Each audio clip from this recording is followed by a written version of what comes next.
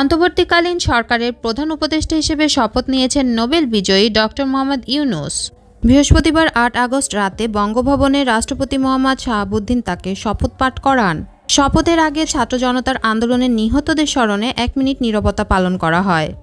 এদিকে ডক্টর মোহাম্মদ ইউনূসকে অন্তর্বর্তীকালীন সরকার প্রধান করায় মুখ খুললেন উত্তর কোরিয়ার প্রধানমন্ত্রী কিম জং উন। দেখলে অবাক হয়ে যাবেন।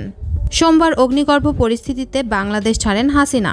সঙ্গে সঙ্গে পতন হয় আওয়ামী লীগ সরকারের। তারপরেই অন্তর্বর্তীকালীন সরকার গঠনের ঘোষণা করেছেন বাংলাদেশের সেনাপ্রধান ওয়াকারুজ্জামান। তার আঙ্গুলি হেলনেই হাসিনার পতন বলে মনে করেন অনেকে।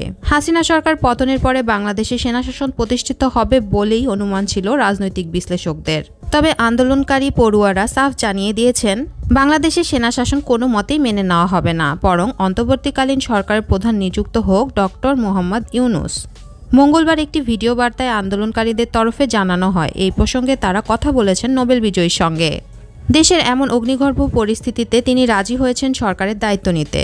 প্রধানমন্ত্রী বা অন্তর্বর্তী সরকারের উপদেষ্টা যে কোনো একটি পদ থেকে তিনি সরকারের দায়িত্ব নেবেন বলে সূত্রের খবর।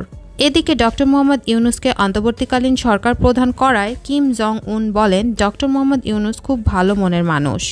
তার প্রশংসা আমি সব জায়গায় শুনেছি। তাকে বাংলাদেশের অন্তর্বর্তীকালীন সরকারের প্রধান করায় আমি বেশ খুশি হয়েছি। তার মতো নোবেল বিজয়ী অভিভাবক আমাদের দেশেও দরকার।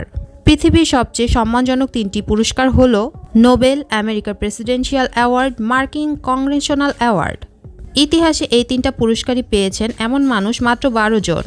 তার মধ্যে প্রফেসর ইউনূস একজন। আমি শুনেছি ডক্টর ইউনূস ব্যক্তিগত সম্পত্তিতে বিশ্বাস করেন না। বহু অর্থ লাভের সুযোগ পেয়েও উনার জীবনযাপন অতি সাধারণ। আমি বৈষম্য বিরোধী ছাত্র আন্দোলনের সমন্বয়কারীদের সকল সিদ্ধান্তে সাধুবাদ জানাচ্ছি। আমি সামাজিক যোগাযোগ মাধ্যমে দেখতে পাচ্ছি বাংলাদেশের এই অভ্যুত্থান ও বিপ্লবের পর বিভিন্ন জায়গায় নাশকতা ও লুটপাট শুরু হয়েছে। অন্তর্বর্তীকালীন সরকারের প্রধান ডক্টর মোহাম্মদ ইউনূসকে অনুরোধ করছি, যারা বাংলাদেশের তরুণ ছাত্রদের হত্যা করেছে এবং ফ্যাসিস্ট হাসিনা সহ সকল অপরাধীদের কঠিন বিচারের আওতায় আনা এবং যারা মারা গেছে তাদের পরিবারকে ক্ষতিপূরণ দেওয়া।